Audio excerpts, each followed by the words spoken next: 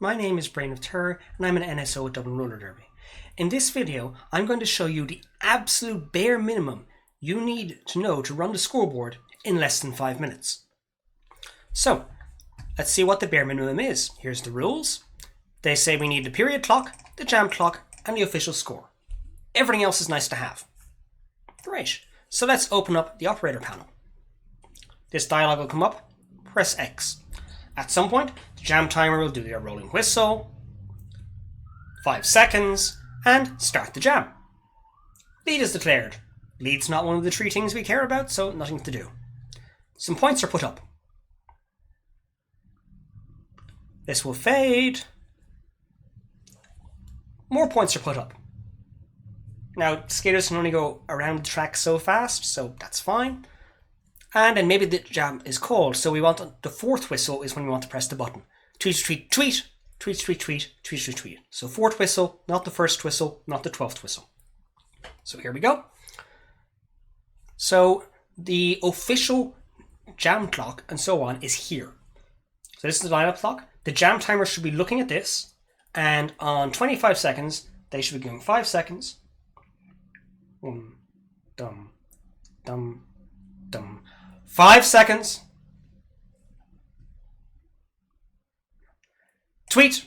So you press start jam when they tweet, which should be at 30 seconds. But you press it when they actually tweet. So here we are in the next jam. Maybe there's some points here. And we stop the jam. And oh, there was a point there at the end. Grand. What if I need to adjust the points? So usually you can use these buttons, but you can only go down so far. So if you need to go a bit further back in time to reduce the score, you can do it down here. So you can click anywhere you see a number that is bigger than 0 and change it. Just one thing to watch, you'll notice it says 4 plus 0. That first 4 is actually over here in the no initial column. So if I wanted to change that, I need to click here rather than here, which is just the 2. This is a paperwork thing. Don't worry about it too much. So let's say we're going to the next jam. There we go. Scores are over here, nice and correct. And we stop the jam. Now let's say there's going to be a timeout. We'll press the timeout button. We don't care what sort of timeout it is. That's not one of the 3 things we care about. We do, however, care about the period clock. It's possible we were a bit off, in which case the jam timer may ask us to put a bit of time back on the clock, which we can do with these buttons here. Fine.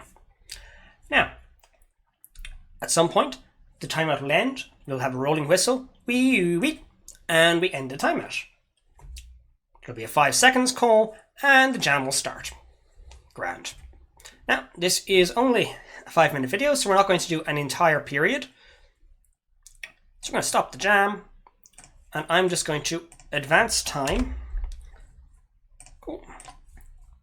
Start a jam. There we go. That's a few more points.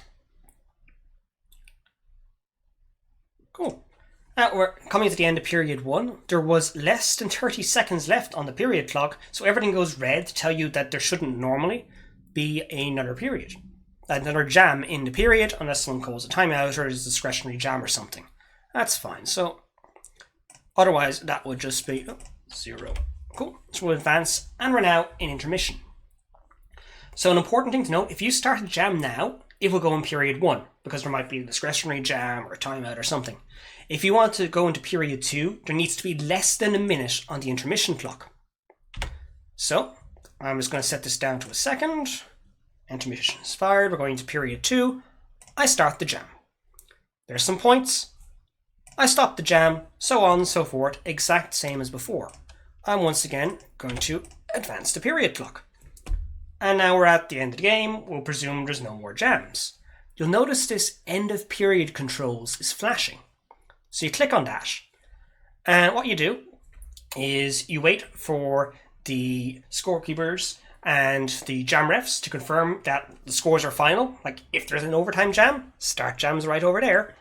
And once it's all confirmed though, you kissed unofficial score, and this will now say final score. So that is the bare minimum you need to know in how to operate the scoreboard in less than 5 minutes.